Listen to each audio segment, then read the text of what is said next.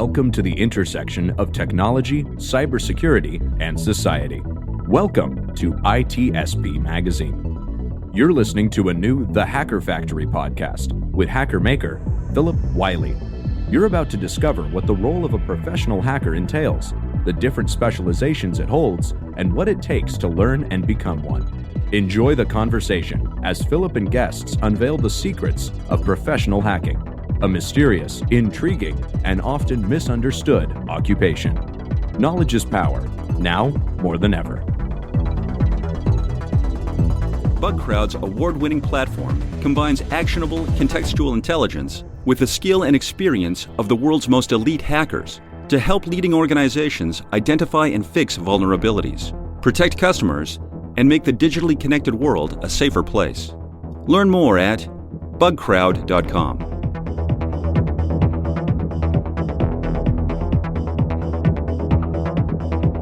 Hello and welcome to another episode of the Hacker Factory podcast. I'm your host, Phillip Wylie. I refer to myself as the hacker maker because I'm passionate about helping others get started in offensive cybersecurity, becoming pentesters, bug bounty hunters, as well as red team operators.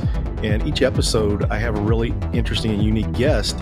And this episode is no exception. I have Louis from Pentester Labs with me today, which is one of the resources I first used for web app pen testing when I was getting started. It's a really great resource. A lot of people in the bug bounty community are recommending it. And one of the things I really like that's awesome about Louis is he's so generous with his resource. I mean, he is notoriously giving away free passes, and especially to different groups, underrepresented people, and conferences, different things. So it's awesome to see someone that's passionate about education, which is something I'm passionate about as well. So welcome to the show, Louis. It's good to talk to you. Thank you, and thanks for the introduction. People can't tell, but I'm actually blushing right now.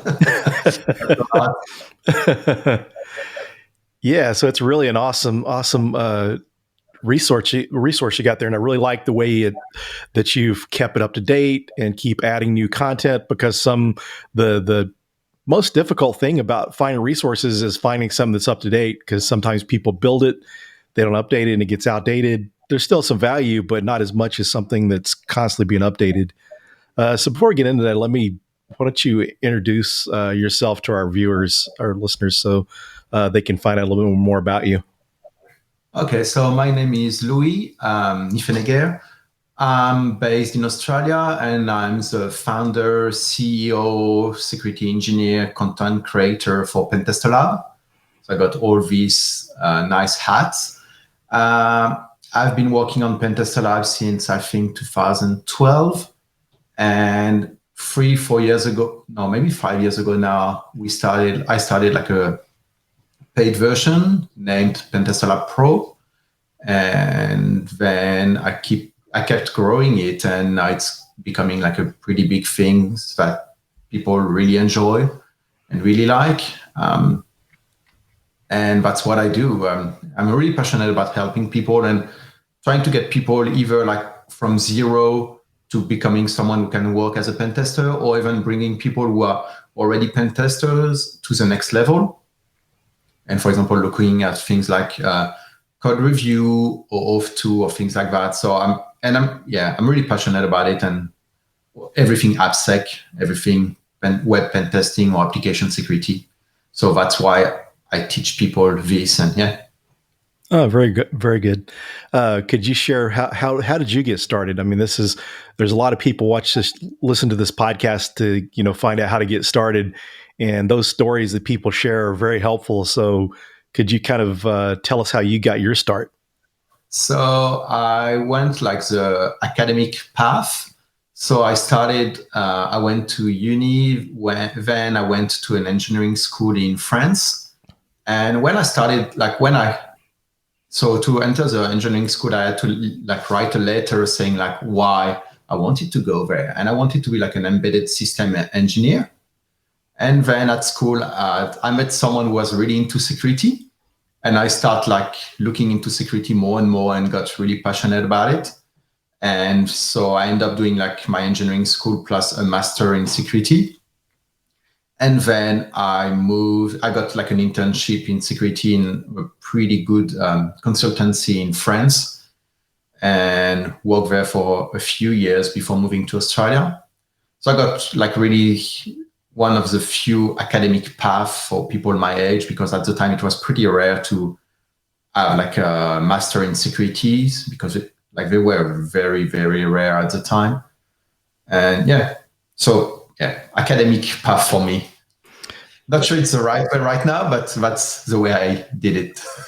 Yeah, that's good. It's interesting because, we have people, self-taught paths, people that went the certification route, and it's good to see to hear someone's experience that went the academic route, because it's still, some people may argue it's not a good way, but there are some good things. And one of the things I share with people, that if you go the route of, going through the university, going the degreed route, that there are opportunities for internship programs, and there's not really the case when you do self-study. It's hard to try to get an internship without being in a college.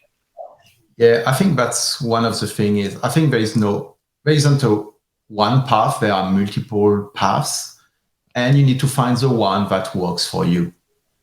And I think the good thing with going through like university and things like that is that you learn a lot of different things. And probably if I didn't go to university, I would be like a system engineer right now, like Linux embedded system. And I would be pretty happy too, but I like security so much more, I think, now. So thanks to like going to university and meeting other people who really liked security, I started working in security, and that kind of changed my life. And so that's why you can't, it doesn't work for everyone, but you can't discount the academic path. Yeah. And it seems like too, there's some of those classes that you take going the degreed route that you might not take normally. And there's probably chances that people discover things they like that they wouldn't know otherwise. Yeah, exactly. Or even like hate things and at university, and then realize I wish I paid attention. For example, I'm really passionate about crypto, but when I was at uni, I hated it. I just want it to be over. I hate it. It's too much mathematics and stuff like that. But now I got this foundation that I can go back to, and without school forcing me to get good grades to pass, I probably would have never looked at crypto until a few years ago. So I think it helps to broaden your knowledge and look at other things. Yeah, that's true. There's, doing things sometimes that aren't exactly fun or you want to do, then, molds us and helps us out. I mean, there's things I did throughout my career, because I went the sysadmin route. So learning the OSI model, learning subnetting and all that stuff, was really painful when you did it. And then later on, learning the OSI model, you see how things work and you see some value in that. But at the time you're going through it, you don't. Yeah. And one thing as well is a big gotcha is a lot of good school in France are free. So, barely cost anything. So it's like a caveat I need to put in. I think when you pick the academic path nowadays, sometimes it's an expensive exercise. So you need to be aware of that at the time, like in France, I barely had to pay anything to go to university. So yeah. Yeah, that's one of the things here. Like in the U.S., a lot of people end up racking up a lot of academic debt going to school. And then, if you went, I actually taught for a while. I just recently quit teaching at a community college here in Texas. And so, for some people that are trying to get started out, if you're in countries that have community colleges, sometimes that's a less expensive way to start out, to do 2 years of college there and go on to 4 years if you want. So that's some of the options that we have. Yeah, that's good to be able to taste the water before jumping in. And yeah. And so what kind of motivated you to start Pentester Lab? What was the motivation? So it was a long time ago, and I did a training at a local conference named RacksCon. I did a web training, and I ended up with all of this content, all these challenges that were just sitting around. I was I should probably share them. And so I started doing a version with where I was selling a PDF and an ISO, and it was something like, I don't know, $12 or something like that. But after 6 months, I only had like few customers, so I decided to go to the like free route and like give everything for free. And I did that for probably 4 or 5 years. And so there is a lot of free content on Pentester Lab. And then I like classic story, you get kids and you're like, oh, should I spend my weekend creating free labs, or should I probably spend time with my kids? So I thought like, let's try and do like a paid version and see like if it takes off or not. And I spent probably the next 3 years doing both full-time job and Pentester Lab, which was pretty hard. And I was pretty busy at the time, especially with like young kids. And like Pentester Lab took off really well. And yeah, so I probably could have stopped before, but I really liked the job I was working at. It was like, I was in an AppSec team at Fitbit, and the team was amazing. So I kept going and going until I couldn't do both anymore. And it was just too much work. And yeah. Yeah, and I see that there's, it's very popular in the bug bounty community. I notice a lot of the big names in bug bounty are recommending the content to learn, web app pen testing. So it's pretty good. Like I said, it's nice that you continue to update it and improve upon it, add content to it, but to get buy-in from the bug bounty community is pretty good, because they're pretty picky about the content they use, and there's a lot of well-known content out there you really don't see them mentioning. So that's kind of a statement of how good the content is. Thanks. Yeah, I'm trying to gather for everyone from complete beginner to advanced people. So I think a lot of people in the bug bounty community are moving more and more towards doing code review to find more bugs, because they have like either like access to the source code because it's an open source library or things like that. And we have like code review challenges, so that really helps for that. We also have labs around OAuth 2 and SAML. And those are things that companies running bug bounty use a lot. So that really helps people like skill up. And because in my opinion, there is like a good way to learn how to hack things, and it's to practice. You can read a lot of books. It's interesting. It gives you like the foundation for the knowledge, but it doesn't really like gives you like the hands-on, the feeling for it, and like when things work, how they work, why they work, and all these things. And that's why I think like hands-on training is so important.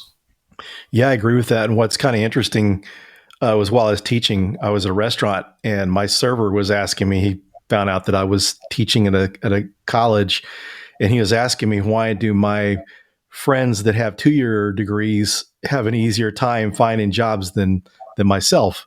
And in the US, this may not be all universities, but a lot of the colleges that are 4-year colleges, they don't have the hands-on. So some of the colleges that are teaching Cisco technologies, sometimes they'll say labs if time permits. So they don't always get the hands-on. And so one of the things about the 2-year schools, the community colleges, there's a lot of hands-on stuff, so the people are getting hands-on, learning how to use the tools and stuff before they get a job. And so they're able to, get a job easier than the people that aren't getting a hands-on experience. Yeah, exactly. I learned Cisco at university without a Cisco device,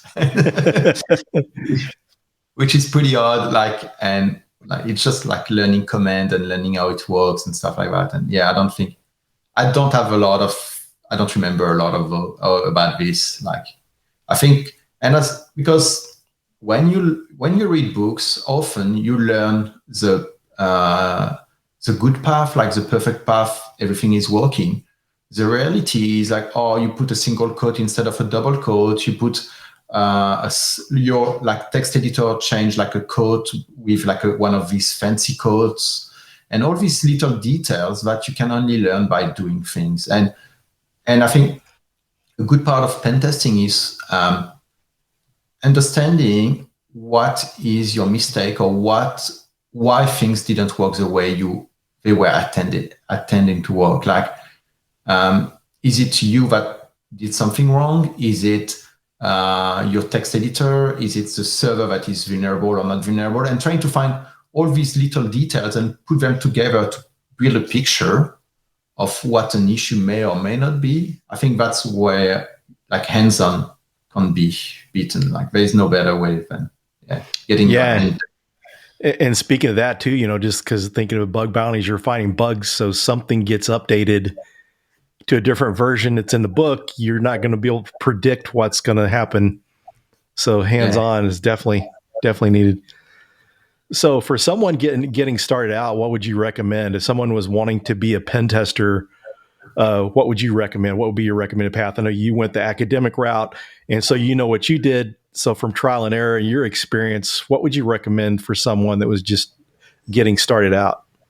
So I think try to build up on what you already know. Like you certainly, whatever you do in life, you probably like skilled at least a few things. You could be like a developer. You could be like a person who is like is skilled in communication. You are a good writer. You are like a good communicator, or like try to use these skills to like find something you're good at in security. Like if you're a developer, probably look at doing code review or writing security tooling or things like that. If you're a good communicator, maybe look at getting into public speaking or social engineering and leverage your best skills to get like an entry inside security. If you're a good writer, do write-ups on bugs of other people. You don't even need to find the bugs. Use someone else's bugs. And ask the person even like, oh, is it okay if I use your bugs to demonstrate things? And try to leverage your skills to like get a foot in the door. And then you can grow your skills and other skills. Like you can get either like, if you're a good communicator, try to increase your technical skill set. If you're a good writer, try to increase your communication and technical skill set. If you're like a good developer, try to look at more like communication and offensive skill set. Like try to leverage what you already have, even if it's completely unrelated to security, to get a foot in the door. And then you can build on that. Great advice. And I really like you doing the write-ups from other people's bugs, because so many times you'll hear people recommend, say, hack the box, try hack me, or these different vulnerable VMs or CTFs, and do write-ups based on what you did. So that's a good idea to demonstrate, because, when you're doing pen tests, a lot of the vulnerabilities you're going to find are stuff that already exists. And I know from my experience as a pen tester, I spent my first 5 years consulting. One of the companies I work for, of course, we do Nessus scans, but we do manual testing and stuff too. But whatever output we got from Nessus, we couldn't just put that canned response in our reports. We had to completely write our own write-up on it. So I think that's good advice that I think people really aren't really sharing that piece. They talk about doing the write-ups, but not really writing up other vulnerabilities, because you could go out on different vulnerability databases or go out in the WASP top 10 and write those up. Like the problem is, so that's the problem that CTF kind of solve, is that you don't know when you want to start in bug bounty, you don't know if something is vulnerable or if it's not vulnerable, or if you just didn't test it right. So my advice would just like look at someone write up on HackerOne or Bugcrowd, look at CVEs, look at exploits written by other people, and try to understand what they do. Try to do a write-up, try to create content around it. And because at least you know that the bug is here.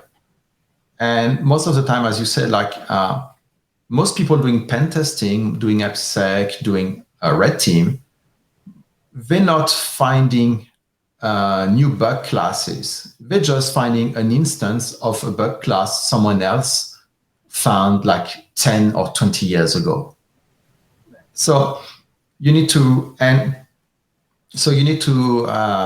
instead of looking for new bug class, or instead of trying to find new bugs, try to look when you start at bugs that already exist in library that you know of, and try to dig as deep as you can as well. Like retweeting someone talking about CVE 2021, whatever, 33564, doesn't get you much. But get to the CVE, look at the source code before, look at the source code after, do a write-up, build a tiny labs where you can like look at it and see like what is happening, how to exploit it. Can you bypass the patch and things like that? You're going to learn so much. And yeah. Yeah, that's great. Great advice. It's kind of interesting. Something that I've seen some people talk about recently, and Joe Helly, the mayor, had mentioned this advice to people to go out and look for some of the different free and open source stuff out there. It could be like software that they use in healthcare. It could be used for hotel management, and find those applications, download it, and try to find vulnerabilities, because he says from being free and open source, they're not really getting the attention it needs from being tested. And you can find these bugs to get your own CVEs. So that's one of the things he recommends that this kind of made me think of. I think it's a good way as well. Like if you do that, if you look at existing bugs or bugs in open source, it's a good thing as well you're doing is that you don't measure success in the same way. If you like spend 20 hours, 40 hours doing bug bounty testing as a beginner, you're most likely not going to find anything. And you're going to be like, oh, okay, I'm not learning. I'm not getting better. You can't measure your success because either like most likely you're not going to find anything, or you're going to do like everyone else and say like, okay, why is I only made like $100 where everyone is doing like 5, 6, 10K or 40K? Where like if you're looking at bugs that already got found by someone else, you can measure success in your term of how much understanding you get from it. And then if you keep doing that again and again, you will find that you find bugs faster and faster. And then you will be able to like, okay, I see that I'm learning, because I think that's something people get frustrated pretty easily, because they're like, oh, I read like the web application handbook, and then I spent like 200 hours doing bug bounty and didn't find anything. And then they got discouraged and like, yeah, I'm not breaking into security. And yeah, like you need to find steps that are not too small, but not too big. And then you can increase the size of the step every time you're progressing. But yeah, you need to find this little step at the beginning to like learn and be happy and be successful. So this way you're getting more and more successful, and you build up like knowledge over time. And I think, and I think some people get discouraged sometimes because they're finding duplicates. And I always tell people, if you're finding a duplicate, you're finding something. So it's just only a matter of time before you're on a program that you find it first. And when you're going through an interview, you can describe how you found this bug, this vulnerability. Yeah, that's a really good point. Like even like doing labs like Pentester Lab or others like Hacking the Box, use that when you're doing interview. Like instead of smashing labs, I can see like looking at people learning all the time, and I can see people like smashing labs. And at the end, you feel like when labs get harder, it's like the beginner again, because they didn't take the time to understand things and go deep on like the subject. But if you go deep on like a few subjects, like learn a lot about JWT. I love JWT. They're the best thing ever. OAuth 2, SAML, SQL injection. Try to go deep on subject. Like I used to hire people to work in my team as pentester, and I would prefer having someone who has deep knowledge on a few subjects and is average or even a low everywhere else than someone who is average everywhere. Because when you manage a team, you kind of want this cross-pollination between people who are really good at a few things. And then all your team go up a level, and instead of being average, they average plus, because other people in the team can train them. So instead of being average everywhere, try to be really good at a few things. Yeah, that's a good point you bring up too, because that's one of the things I think for people who are experienced is it's a good idea to try to specialize in something, because if you see people that are really good at something like Jason Haddix or, Nahum Sek, or these guys that are really good at web app pen testing and stuff, or bug bounty, you're not hearing them talking about Active Directory hacking or PowerShell and this sort of thing. They focus. So I think that's a good point you bring up. So people, if they specialize, it's better you get to be more of an expert than just, like you said, being average at everything, or just know a little bit, but not really necessarily be good. Yeah. And I think the thing is very, like, when you keep learning and learning, you sometimes hit like this plateau and you're like, okay, like you're tempted to go to something else because it's easier than trying to really work on that plateau to get to the next level. And that's what like getting really good at something will help you with, is that you're going to learn how to like fight this plateau and find solution around them to get to the next level. And then you can move that knowledge to other things. And it's really like, there are very few people who are really good at everything in security. Like if you look at, if you talk to like public speakers or people writing tools, they're really good at one or few niches. They're not like, for example, I don't know much about like Active Directory, and that's also reflects in Pentester Lab. Pentester Lab is a platform to learn web application security, because I want to like provide the best platform for this. And I don't want to have something that is average and teach you like a bit of everything in an average way. I want to be the best platform to teach people web and application security. Yeah, it makes sense. Even going back to the different tools, you got like Harmjoy from SpectreOps. So he writes a lot of stuff for Active Directory, BiteBleeder with his tools for hacking Windows passwords and stuff. So yeah, definitely. Yeah, that's some very good points and some examples to share. So as far as someone getting started in like web app pen testing, so would you recommend learning a little bit about coding itself on how to build web applications? Do you think that would be helpful? I think it helps a lot.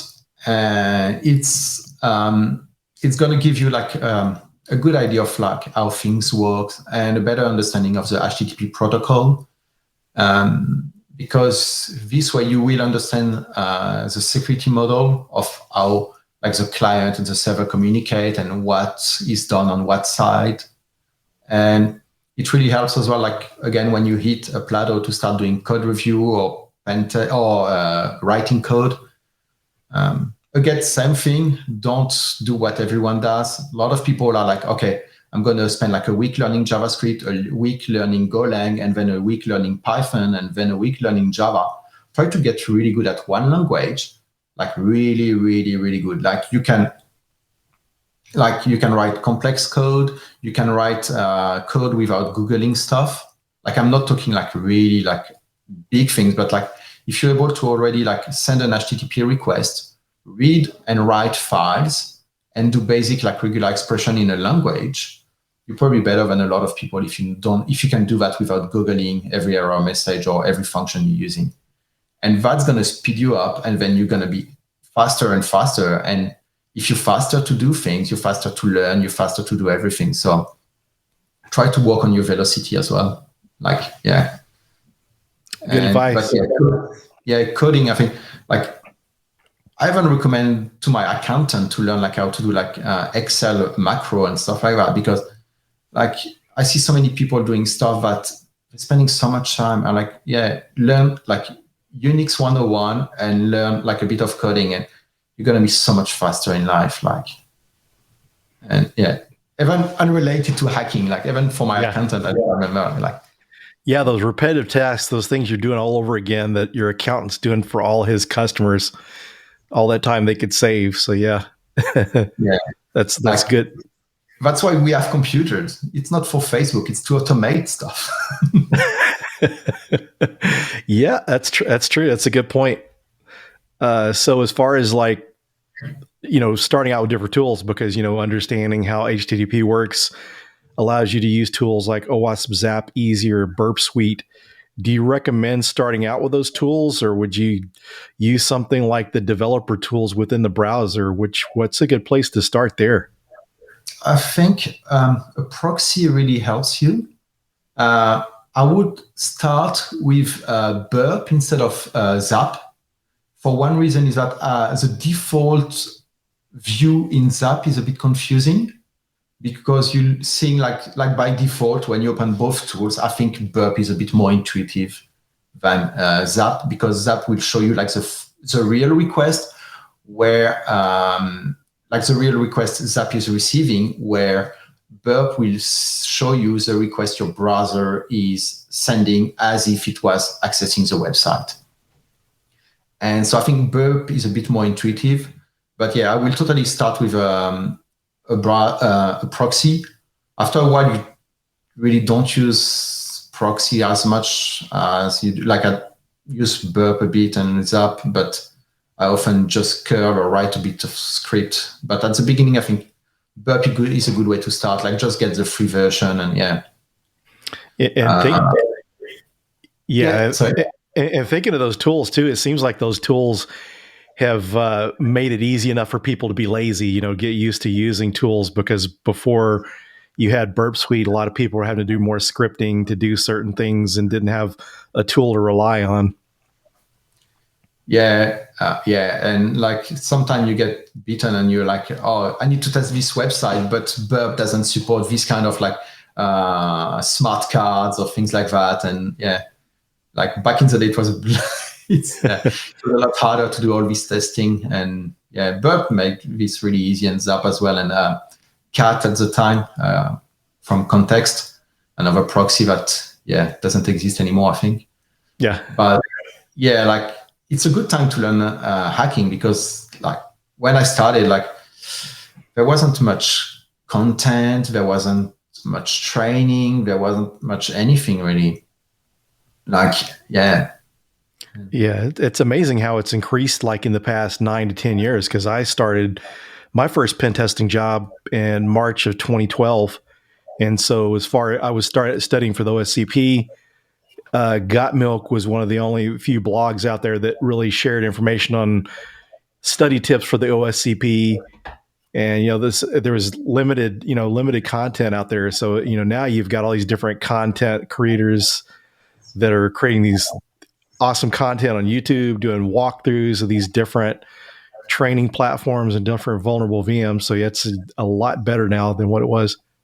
Oh yeah. Like, I think I started like doing pen test as a job in 2005 or 6. Oh, wow. And like, there wasn't much online, but the French scene, like between air quote, had like a few magazines and stuff, so you could find at your like local press shop like magazine about hacking. But yeah, at the time it was really limited, and yeah, like you had to read like Bug Track and all of this stuff that disappeared now or almost disappeared, and like Daily Dave as well and things like that. Yeah, I bet it's really changed, because in 2005, I can imagine how much there must have not been out there compared to, 2012 when I was getting started. I mean, there was some stuff out there, and then the fast forward to now that there's so much out there, people streaming, before there was message boards or whatever, and now people are streaming, and then you got all the content on YouTube. Yeah. Like for people who are just starting, like go to Phrack, phrack.org to see like old stuff, like I think how things were, and Phrack at the time was amazing, like people sharing so much knowledge. And then you look at that and you compare to now, like it's kind of like watching people doing hacking on stream or on like YouTube. It's like watching TV, and you compare with like these ASCII articles, and yeah, it like things have changed a lot. Yeah, and even get outside the web app pen testing realm, the stuff, with Metasploit, people back at one time before I got into it, had to write their own scripts and write their own tools to do this with. You had to go find a script or a tool that someone had written.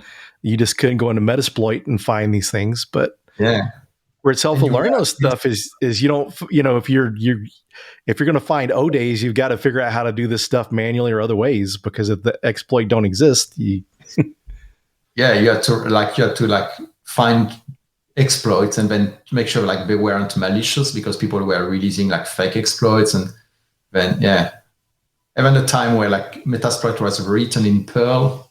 Yeah. Okay. I think that was actually before I started using it, but I could imagine. Yeah. Good old days. So actually, HD Moore, he's actually in Austin, Texas, that created that tool. Yeah. Yeah, he did a lot of good for the community. Yeah. Yeah, it's pretty interesting stuff. So we're getting down towards the end of the show. Is there anything you'd like to share that we haven't talked about, or any shout outs you'd like to give, or anything like that? Shout out maybe. Like, I think that's really good that all these people are putting training, or like all the content creator on YouTube. Like, so many people are spending their time, their energy, and I think it's really important to respect their work. Like the amount of work you need to put into to like create a simple video on YouTube. And I'm not even talking of the quality that people like Codingo or Sturk, or like all these people are spending a lot of time, and not just recording and having fun, but editing, making sure it's perfect, even getting subtitles and translating them. So if you don't like their content, which it's amazing content, so you should like it. But even if you don't like it, just walk away. Don't spend your time, like your energy, like criticizing this content. Like, if you don't like it, don't say anything. Like, if you have nothing nice to say, don't say a thing. And that's, yeah. And we didn't talk as well about certification, because I'm not a strong believer of certification. I know they can help people like bypass some interview and HR, but try, if you're like in a senior position, to make sure your company is not enforcing certification as part of their hiring process. Could be HR, could be anything. Try to make sure that if you want diversity in your team, make sure that certification are not mandatory to apply for a job in your company. That's it. That's good advice. And especially you get into the web app pen testing side of things. I really don't, it's kind of really hard. The network pen testing side of things, there's a lot of certifications out there, but once you get over the web app pen testing side, there's just not that much out there. Yeah. And I think the thing is, certification is like a picture of someone, and you don't see like how they're going to change. Like, you can have a certification and be at the top of the curve, and you're going to just stay there or go down. Or you can have a certification, or not have you can have a certification and then keep picking up and up and up. So it doesn't really, like, it shows hiring manager or like manager where a person is or has been. It doesn't show where they could be with the right training, with the right team, with the right manager. So I don't think they're a good reason to they're a good way to filter people, especially since they start to they cost a lot of money. And that's a good point too, because if you take the OSCP, maybe you study really hard for a year and you passed it. And what if this person hasn't studied that hard in 3 years? 3 years from now, where are their skills? Things have advanced. Their skills haven't advanced. So it's kind of like a point in time snapshot of their skills at that moment. Exactly. Yeah. And I don't mind, like, people are really happy to get OSCP or other certification. And I think it's great. Like, you celebrate, you're like, you did something hard and good on you, but don't use those as filter, I think would be my advice. Probably not, like, for people who are listening to this podcast and will be manager in probably 5 years or something like that, or they're going to start in a new company and help maybe in the hiring process. Make sure you do that for people. Yeah, that really will help the community, I think, and help diversity in the community. And we know we need that. Yeah, I definitely agree. And that's good points on the certifications too, because not everyone can afford that, and some of these certifications, you have to be working for a company to pay for that, because otherwise who can afford, over $7,000 for just the course, not including the certification? Yeah, and even if you work for a company, you need your manager to like you enough to be able to be willing to spend that money on you. So it kind of probably, like, to an extent, it limits diversity as well. Like, depending on who the manager is, it may limit even diversity like that. So I don't think that's a good filter. So yeah, that's good. That's a good perspective. Well, thanks again for joining me. It was awesome and an honor to have you on the podcast. And thanks for having me. It was great. Yeah, I really enjoyed it. Yeah, I think people are going to enjoy this episode. And thanks everyone for joining, and we'll see you on the next episode. BugCrowd's award-winning platform combines actionable contextual intelligence with the skill and experience of the world's most elite hackers to help leading organizations identify and fix vulnerabilities, protect customers, and make the digitally connected world a safer place. Learn more at bugcrowd.com. We hope you enjoyed this episode of the Hacker Factory podcast with Phillip Wylie. If you learned something new and this podcast made you think, then share itspmagazine.com with your friends, family, and colleagues. If you represent a company and wish to associate your brand with our conversations, sponsor one or more of our podcast channels. We hope you will come back for more stories and follow us on our journey. You can always find us at the intersection of technology, cybersecurity, and society.